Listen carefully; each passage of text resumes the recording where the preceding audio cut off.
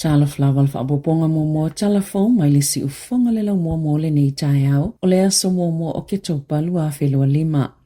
Na wha mea lofa le whaolulunga le FBI a le United States of America i le komisina o leo New Zealand se whana o le 3D printed can. E to atolu ia te e tangata na fōa i e le kopi o se whana e ngau si mai le pao po le plastic i le masino i ulai mai a Cash Patel. Na sauno le komisina Richard Chambers. Na ia ta ba se whautuanga mai le pōlenga o le saunga le mū mai la au malolosi. Le anau lantou whaia le iloilonga ma whailo ai e ma whai lava o na whaonga a kopi whaapeo se whana moi na ia whaia ilo se whaatonunga ina ia whaaleanga ia whana ina ia mautinoa e o ngā tasi matu la whono o whana i New Zealand. Sa whaafsota ia lelei te o New Zealand pule ngā New Zealand mo le puipuinga masuasu e ngā whaaspai. Whaapele saunga le mui whesota inga moso la tauwhina ngalo whaalia e winga i le mata upo.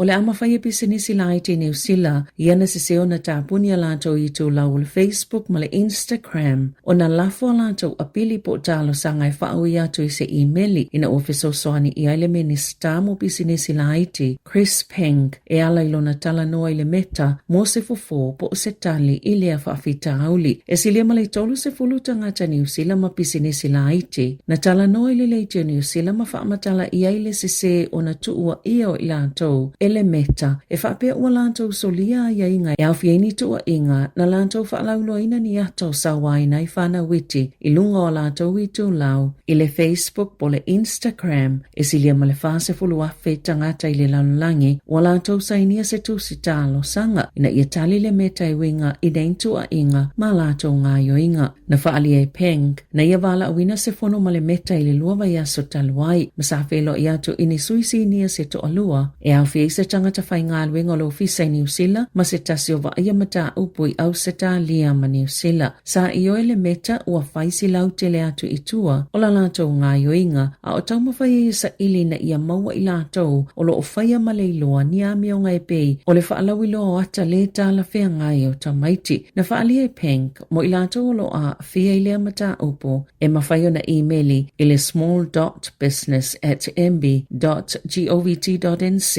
ma o le alafo atu fo ia emaili i le meta. Ina ia ilo ina matoi wha a fo i pe te tala i tūla o pisinisi na loka pe ave e sea. O lo fa solo lava ona le leile tu langa o le tutongingo ai ta lafu e o lo tu mo pele ma walunga le numero kampani o lo fa awana fa nga yoi e sa ilini situ pe fa asao ma tutonge ai ta lafu na fa ali le centrix le au ona ngai li potina le tu langa tau i ai ta lafu e se fululu pasene na pa uale numero tanga ta fa atau ye ai ta lafu tu ua ile masina o au kuso pe afua ya yulai po le tasitesi malevalu pasene pe afua ile tau sanga wato na yatu o se tūlanga lelei tele le whaasolo mai lea tausanga i lea tausanga lelelei o na tutongi o aitala futu ua. Mai te tau na sosolo atu fo i pisinisi ma o se tūlanga mana ia mō tangata New Zealand pe o na saunoa Monica Lacey o le Centrix pe tai o lo tu mau pele ma walunga le numero company e le o mawhai o na tutongi aita lafu i le taimi e te tau na tutongi ai mai lata i le fitu se fulu pasene o company e iei tālu sanga ina ia whaanga i sa ili ni tupe e tutongi e aita lafu ma whaasau ai ala tau pisinisi. Whaatusa tusa i le vao le toru se fulu ma le wha se fulu pasene i tau sanga o le COVID. O le wha pasene o e oise tūlanga whaingata i aita lafu e whaasino tonu le aitangata i aita lafu i le tutongi ngā mō kesi. A o le isilua iwa pasene o aita lafu e maafua ona o credit cards. E tolu ono pasene o si iti ai tūlanga whaingata o whianga i matangata taito o tasi i aita lafu mai lea tau sanga whaasolo atu i le isi tau sanga. Na whaate ia se ulunga li i na ualawa ai ala mea whai ngā luenga e 50 awhitala le tau a whai. Ua whaatautu ia leo ina utua na i le lua tau sanga. Talo na ngā ia mai salata a wale whai ngā luenga i kalai estete. O mea whai ngā luenga ale Pirana Tools i Tasman. O ne mea tau tino Caston, ma Louise Monch Krasi. Mai la te whaatau ina atu ni mea whai ngā luenga i whao ngā ina. Mo le whaungo whale, mani mea whai ngā luenga anangata. Mai vaenga ese o le lalangi e whai tau se lau mea whaingaluenga na ngā oia i kalai estete i le lua whelua tolo mai le ta awale whaingaluenga na li poti i leo whaapea malana company in siua. Na tatongi le in siua tupina ngā upeitai e tolu māsina sato e tau su eini mea whaingaluenga i sui ai ona ole tele o ia mea whaingaluenga sa ngosi i a pani masiamani. Na whaalia Caston sa whaingofio na i loa la mea whaingaluenga ona e na o la ue whaatawina atu ia i tu ainga i tatono o New Zealand. Na ia whaasala wina fo ilunga upenga o sota inga ma whaailoa i leo i le numera tasi o 5 se masini po e atau le CCTV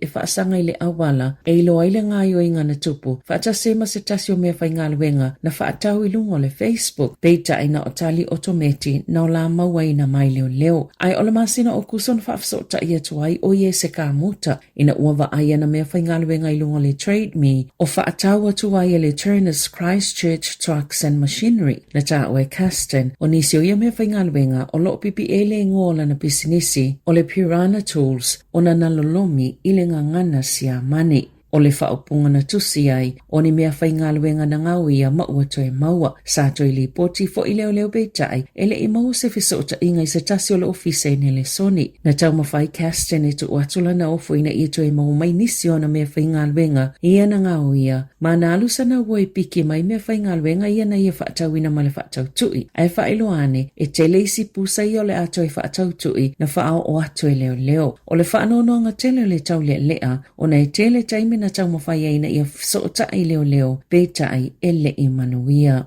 I whawhato New Zealand, wa whaasalaina i se whaamasinonga i saina, ni tangata se to o se fulu tasi i leoti, ina ua awai se tau pulepulenga o ni soli tula fono, e whaatau taia mai tono o se ainga, na tua i ai ini ta alonga whai tupe le whaatangaina, whaapeima ni whainga tau whaasese, e au fieni tupe au whai, e tasi tesi male whaapiliona tala Amerika, pe lua tesi male whaapiliona tala New Zealand, whaatase male whaao o leoti ini tangata whaingaluenga, e leus ta ia la tau pulenga, e to tolu ni tangata e whaapea mai se ainga, e malosi tele i ko kangi Myanmar, o lo o au fili to se fulu tasio le a whaasalaina i leoti. O whainga whaasolu tu lafo no ia na malili o i tangata, whainga aluenga i to se fulu, ma manunu oile to o lua, ina utau mawhai e sosola e se manofuanga, e whaia ia ngā luenga whaasolu tu lafono, na whaatino ini whainga tau whaasese, i lunga whaasota inga whaate konolosi. Lea na whaasese ai tangata i so se vaenga o le lanlangi, sao latou ave whaangaoi ma ave whaamalosi tangata e ngā lulue, ia whainga whaasolu tu lafono, ma o se vaenga o au fia i so suenga le ofisa o malo o whaatasi, i fuala o whaasaina ma solu tu lafono, lea iele talitonunga i to samaleono iwa piliona tala New Zealand, e ngau ai i le tausanga. O lo so e whaatapito e saina no whanga au tūia, o lo whaanga i oi mai ia whainga tau whaasese. Pe ona ngā lulu e whaatasi ai ma leo a Myanmar ma Thailand. Masa ma whaiona whaasa o loto mai eile silia ma le to o fitu a whio tangata whainga aluenga, ma o le to o telelava o tangata sitiseni o saina.